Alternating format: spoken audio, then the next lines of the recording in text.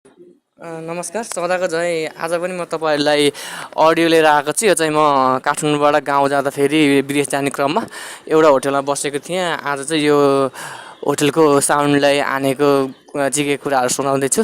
आम्मा क्या खतरा तालले गरी यार, दिनभरिको गाडीको थकाइ थियो। सट्ट काठमाडौँ पुगेँ। होटल खोज्दै खोज्दै गएको लगभग 8 बजिसकेको थियो। होटल खोज्दै गएको बस पार्क भन्दा उतापट्टि एउटा रहेछ। होटल त धेरै नै थिए तर त्यहाँ खाली एउटा मात्रै रहेछ। अनि सोधेँ होटल हो खाली छ? अनि भन्यो। भित्र बाहिर त गार्ड थियो, गार्डले भित्र लग्यो। अनि खाली छ भन्दा छिराइहाल्यो। माथि टपमा मात्रै छ एउटा कोठा, स्टाफ कोठा, त्यसमै हुन्छ त भन्यो। पैसाको बार्गेनिङ गरिनँ। अब हुन्छ खाना खाएर सुतौँ भन्ने भयो। अनि माथि गएर फ्रेस भएँ, हात मुख धोएँ, कपडाहरू चेन्ज गरेर अनि बसेँ। बसिसकेपछि खाना बोलायो। खाना बोलाएपछि खाना खाएँ। अनि साउनी रहेछ, साउनी राम्री थिइन्, रसिली हँसिली, हेर्दै गाला देख्दाखेरि पनि स्याउको जस्तो टोकिहालौँ खाइहालौँ जस्तो थियो। अनि आमा मालहरू पनि दामी नै थियो, ठुला ठुला थियो बाहिरबाट देख्दैमा। अनि भित्र के थियो थाहा थिएन। म चाहिँ खानासाना खाएर माथि सुत्न गएँ। अनि स्टाफको रुम छ हो भन्दै थिएँ। एकछिन मोबाइलहरू हेरेँ, बसेँ, सुतेँ। अनि 11 बज्न लाग्थ्यो। ढकढक ढक गर्दै ढोका ढकढकायो। अनि स्टाफ रुम हो, कोही आयो होला, अनि ढोका खोलेको साउनी आयो। साउनी रौसी आएर झ्याप भएर आएछ। अब त्यहाँ सोध्ने कुरो भएन के भयो भनेर। अनि उसको फेरि बुढो रहन्छ, बुढोसँग डिभोर्स भएपछि होटल खोल्या रहेछ। अनि आयो, रौसीको तालमा आएको थियो। ढोका खोलेँ, म आफ्नो सुले सुतिरहेको थिएँ। अनि आउने बित्तिकै बत्ती बालेर उसको कपडाहरू खोलेर फालेर नाइट ड्रेस चेन्ज गर्यो। प्यान्टी र ब्रा मात्रै थियो। अनि मैले देखेको नदेखेको जस्तै गरेँ। अनि ऊ चेन्ज गरेर अनि सुत्यो होला भनेको अनेक बोलिरहेको थियो। कुन केटालाई फोन गरेर आइजे गर्न, आइजे भनेर भिडियो कलमा देखाइरहेको थियो तलमाथि खोलेर। म चाहिँ सुनेको नसुनेको गरेर सुतेँ। धेरै बेरपछि हल्ला भएपछि दिदी सुत्ने होइन भनेको। अनि सुत्ने हो भाइ, तिमीलाई डिस्टर्ब भयो भने जाऊ भन्यो। अनि रिसाएँ म पनि, उनी रिसायो। अनि एकछिनमा उसले कोलाई फोन गर्यो, कोकेला आइज भनौँ, कोही आएन। अनि धेरै पछि अनि ओ भाइ उठ भन्यो। अनि के भयो भने मलाई रिस उठिरहेको थियो, भोलि कता फसाउने कि जस्तो डर पनि लागिरहेको थियो। अनि के भयो दिदी भनेको, नि मलाई चिक्छस् भनेर सोध्यो। अनि मैले के बोल्या भनेको। अनि होइन म साँच्चै आज मेरो कोही आएन, मलाई दिनदिनै नगरी डोजै पुग्दैन, बानी नि हो मेरो भनेर रौसीको तालमा। अनि मैले नि होइन म थकाइ लाग्छ, अब बसेँ नि भोलि बसौँला भनेको। अनि गर्ने त आइज भनेर भन्यो। अनि मैले अनि के छोरा मान्छे त हो, अब मेरो नि देख्ने बित्तिकै उठिरहन्केर यत्रो भइसकेको छ। अब मनले मानेन। लो हुन्छ भनेर उजुरुक्क उठ्यो। बत्ती बालिरहेको थियो, ढोकाको चुकुल्ला आएको थिएन, चुकुल्ला आयो अरू आउँछ भनेर। अनि आमा, अनि त्यसको त ब्रा खोलेर फालेको त दुइटा हातले पनि नसमाउने रहेछ यार। समाउँदै त दुइटा हातले पनि भेटेन, दुधको मुन्टाहरू पनि भेट्न आँट्ने कत्रो कत्रो देख्दै रहर लाग्दो थियो। अनि एक दुइटा बच्चाको आमा होला सायद। अनि केही बोलिनँ मैले। अनि तलतिर खोलेर फालेको त झाडी नि त्यस्तै रहेछ। के हो यस्तो भनेको त यस्तै हो भने पानीहरू प्याल प्याल प्याल निक्लेर घिनलाग्दो भइसकेको थियो। अनि आफैलाई घिनलाग्दो सकसक लागिरहेको थियो। अनि ती धोएर आउनु भनेको मान्दै मानेन। मलाई झट्मट्याउने फाल्ने, म माथि चढ्ने गर्न थाल्यो। अनि एकचोटि मैले पनि त्यत्तिकै केही नगरिकन घोटो पारेर रन्काइदिएँ। अनि भैँसीले जस्तो थापेर बसिरहेको थियो, थापे एकछिनसम्म। अनि एकछिन गरेँ, हानेँ है। अनि मेरो झर्ने बेला भयो। अब कहाँ झारौ भन्ने जस्तो भइसक्यो। सोध्ने कुरो भयो नि त झ्याप भएको सुड्डीलाई। अनि पुतुक्क निकाल्ने भएको, त्यसको ठ्याक्कै बुद्धीको छेउमा झरेछ। अनि छि भन्न थाली, गएर नुहाएर आएँ। अनि अलिक फ्रेस भइसक्यो हो।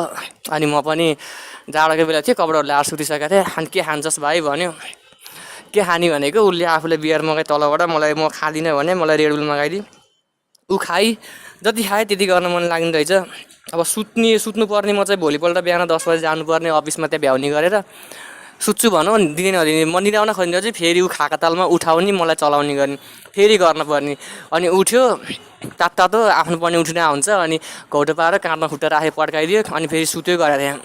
अनि त्यत्तिकैमा 2 बज्न लागेछ। कोसँग बोलिरहेको थिएँ, रल्लले राखेको थिएँ, आइजे भन्दै भिडियो कलमा देखाइरहेको थिएँ। म निदाइछु, त्यसलाई पुगेको रहेनछ। 2 राउन्ड त हानेर सुतेको थिएँ। अनि लास्टमा फेरि त्यसले भाइ भनेर उठाएँ। अनि किन भनेको, अब एकचोटि भन्न थाली, त्यही हो केही नछोइकन थाप्ने मात्रै, हान्ने सुत्ने गरेर 3 राउन्ड भइसकेको थियो। अनि बिहान चाँडो जानु पर्छ भनेर म सुतेँ। अनि बिहान करिब 5 बजेतिर त पनि उठेर तल झर्न पर्ने रहेछ। उठेर बत्ती सत्ती बाली। अनि मलाई भाइ तिमी कति बेला जाने हो भने, बिहान चाहिँ फ्रेस भइसकेको रहेछ, म खाना खाएर जान्छु भने। अनि उठ्ने बित्तिकै यसो हेरेको त फेरि नाङ्गै देखेँ। अब के मनले मान्थ्यो। अनि दिदी अब एकचोटि एक राउन्ड हानमा त अनि भनेको नि, यो भाइले त हिजोले पुगेन भने भने। अनि माने ल हुन्छ भनेर 1 राउन्ड पड्काएँ अनि 4 राउन्ड भइसकेको थियो अनि त्यसपछि मलाई 9 बजीतिर उठाइदिनु है खाना खान म खाना खाएर 10 बजीतिर जान्छु है भनेको थिएँ अनि ल भनेको थियो अनि मजाले निदाइछु अनि 9 बजीतिर ढोका ढ्याक ढ्याक गऱ्यो अनि यसो घडी हेरेको 9 बजिसकेछ अनि ढोका खोले को भनेको त्यही साउनी आयो राति त त्यस्तो राम्रो देखाएको थिइनँ बिहान त फेरि आमा फ्रेस भएर नुहाएर च्वाह भनेर आइज के मनले थाम्न सकेन अब राति जेसुकै भयो भाइ त्यसको लागि बिर्सिदियो है भनेर कुरा गर्न आएको थियो अनि मनमा त थियो अब एकचोटि पड्काम जस्तो लागिरहेको थियो अनि ल हुन्छ भने अनि त्यहाँ बसेर उसले पनि कपडाहरू मिलाउन थाल्यो बेलुकाको जस्तोको जस्तै छोडेको थिएँ अनि प्यान्टी ब्राहरू त्यत्तिकै खोलेर फालेर अर्को लाएर गएर चाहिँ आएपछि अनि मलाई हेर्दै लजाउँदै मिलाइरहेको थिएँ मैले अब किन लजाउनु पर्यो दिदी भने भन्ने भयो अनि त्यसपछि फेरि एक लट ढोका लाएर आफूले चाहिरहेको थियो अब एक लट दिने हो त भनेको हुँदैन भाइ कहाँ त्यस्तो हुन्छ भनेर कुरा गरिरहेको थिएँ अब एक लट दिनु भने अनि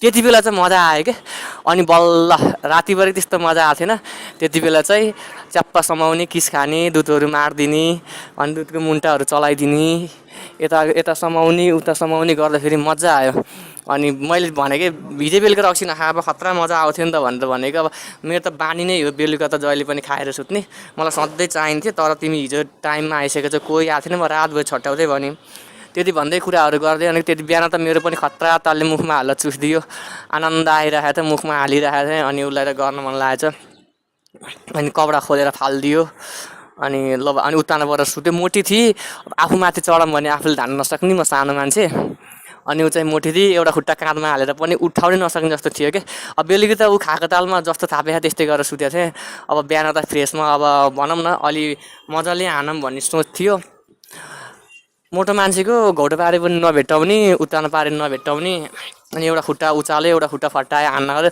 कहाँ हराउने क्या बेलुका त्यस्तो भएको थिएन उसले उत्तानो पनि छाप्ने मात्रै गरेको थियो सजिलो लागेको थियो बिहान साह्रो अप्ठ्यारो भयो अनि केही सिप लागेन घौटो पर्न लाएर माथिबाट डन्काएँ करिब 8-10 मिनट गइसकेपछि झर्ने बेला भयो बाहिर निकालेर मेरो माल झारिदिएर अनि मलाई थकाइरहेको थियो खाना पाकेन भनेर सोधेँ पाक्यो लु छिटो आउनु है तल भन्यो ऊ पनि कपडाहरू लाएर गयो अनि अब बेलुका जाने कि नजाने भनेर सोध्यो ऊ घर जान्छ कि जान भनेर सोध्यो काम भ्यायो भने जान्छु भ्याएन भने आज यहीँ बस्छु भने म खानासाना खाएर आफ्नो कामतिर लागेँ उनी पनि आफ्नो काम गर्न थालिन्।